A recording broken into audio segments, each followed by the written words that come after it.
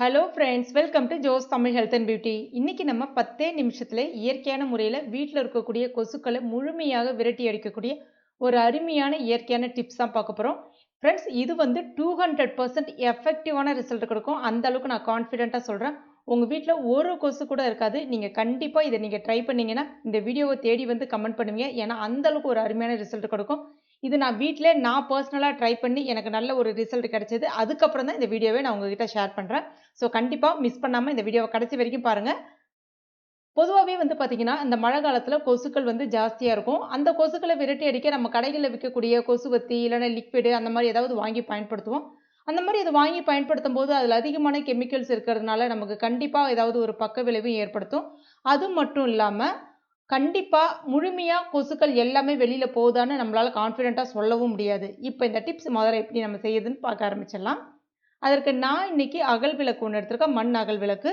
ஏதாவது ஒரு மண் சட்டி, மண் பாத்திரம் ஏதாவது ஒன்று பயன்படுத்திக்கங்க. இல்லைனா வந்து பிளாஸ்டிக் மட்டும் பயன்படுத்தாதீங்க. வேறு ஏதாவது ஒரு பாத்திரம் இருந்தால் கூட நீங்கள் பயன்படுத்திக்கலாம்.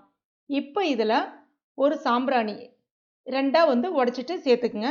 சாம்பிராணி அப்படின்னாலே அது கெமிக்கல் தான் அப்படின்ற ஒரு சந்தேகம் வரும். கண்டிப்பாக அப்படி கிடையாது. இப்போ நிறைய இயற்கையான முறையில் சாம்பிராணி கிடைக்குது. அதாவது குடிசை தொழில் முறையில் இயற்கையான முறையில் சாம்பிராணி தயாரித்து இப்போலாம் நாட்டு மருந்து கடைகளில் நிறைய கிடைக்குது. அந்த மாதிரி சாம்பிராணி நீங்கள் பார்த்து பயன்படுத்துங்க. உங்களுக்கு எந்த விதமான பக்க விளைவும் ஏற்படுத்தாது. இப்போ இந்த சாம்பிராணியை தீப்பெட்டியை பயன்படுத்தி ஏற்றிக்குங்க. இப்போ இந்த சாம்பிராணி நல்லா கொஞ்சம் புகைஞ்சி வரட்டும். எடுத்த உடனே வந்து வேப்பிலை இலைகளை வந்து சேர்க்கக்கூடாது. நல்ல புகை விட்டு கொஞ்சம் நல்லா அப்படி வரணும். அதுக்கப்புறமா வேப்பிலை இலைகள் ஒரு 5லிருந்து 10 ஃப்ரெஷ்ஷான வேப்பிலை இலைகளை மேலே இந்த மாதிரி சேர்த்துங்க. அந்த மாதிரி சேர்க்கும்போது கொஞ்சமாக அந்த புகை வெளியில் வர்ற அளவுக்கு கொஞ்சம் கேப் விட்டு சேருங்க. இல்லைன்னா சட்டுன்னு வந்து சாம்பிராணி அணைஞ்சிரும். உங்ககிட்ட ஃப்ரெஷ்ஷான வேப்பிலை இலைகள் இல்லைன்னா கவலையே படாதீங்க. நாட்டு மருந்து கடைகளில் வேப்பிலை பவுடர்னே கிடைக்குது. அதை வந்து முதல்ல அகல் விளக்கில் கொஞ்சமாக தூவிட்டு அதுக்கப்புறமா சாம்பிராணி ஏற்றி வைங்க. சாம்பிராணி நல்லா புகைஞ்சி வந்ததுக்கப்புறமா மேலே கொஞ்சமாக வேப்பிலை இலைகள் பவுடரை தூவி விடுங்க. ரொம்ப அருமையான ரிசல்ட் கிடைக்கும். இப்போ இது மேலே 2 பல் அளவுக்கு பூண்டு தோலோடு எடுத்திருக்கேன். இதை வந்து உரலில் வச்சு நல்ல ஒரு தட்டு தட்டிங்க. அதுக்கப்புறமா அதையும் இது மேலே இப்படி வச்சுருங்க. பூண்டு வந்து தோலோடு சேர்த்துங்க.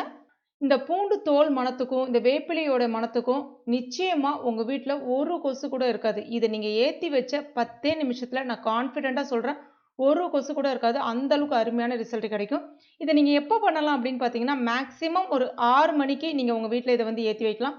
இல்லை அப்படின்ற பட்சத்தில் நைட்டில் படுக்க போகிறதுக்கு முன்னாடி கட்டிலுக்கு அடியில் கூட நீங்கள் வச்சுட்டு படுக்கலாம். இதனால் உங்களுக்கு எந்த விதமான பாதகமும் ஏற்படாது. அதே சமயத்தில் உங்கள் வீட்டில் ஒரு கொசு கூட இருக்காது. இதை நான் கான்ஃபிடென்ட்டாக மறுபடியும் சொல்கிறேன். கான்ஃபிடென்ட்டாக சொல்கிறேன். ஒரு முறை நீங்கள் ட்ரை பண்ணுங்கள். ட்ரை பண்ணிவிட்டு உண்மையிலே நீங்கள் சந்தோஷப்படுவீங்க. மறக்காமல் அந்த சந்தோஷத்தை என்கிட்ட வந்து பகிர்ந்துங்க. ஏன்னா அது மற்றவர்களுக்கும் பயனுள்ளதாக இருக்கும். இந்த வீடியோ உங்களுக்கு பிடிச்சிருக்கும் நம்புறேன்.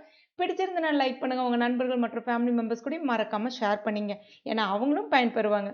மேலும் இது போன்ற பயனுள்ள குறிப்புகளுக்கு நம்ம சேனலை இது வரைக்கும் நீங்கள் சப்ஸ்கிரைப் பண்ணாத நண்பர்களாக இருந்தால் உடனே சப்ஸ்கிரைப் பண்ணிங்க. கூடவே மறக்காமல் அந்த பெல் நோட்டிஃபிகேஷன் சிம்லையும் ப்ரெஸ் பண்ணிங்க. தேங்க்யூ.